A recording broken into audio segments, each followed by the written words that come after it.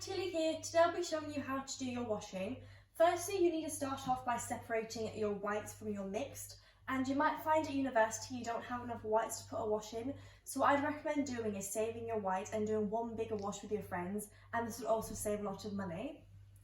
Here is a list of laundry symbols that might be really useful, so if you want to find these, they'll be on the website.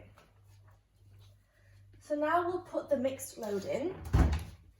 And when you're putting your washing in, you want to make sure that it's not too full, and your way of knowing this is putting your hand to the back. Then after, you want to put your pod in, and that goes right to the back. However, if you don't have a pod, you need to put your powder in here, just a cup will do. So for this wash, we turn it to mixed load, and that should be about 40 degrees. And for your whites, you'll turn that to cotton, which should be about 60 degrees. And then after, you just press start, and that's it.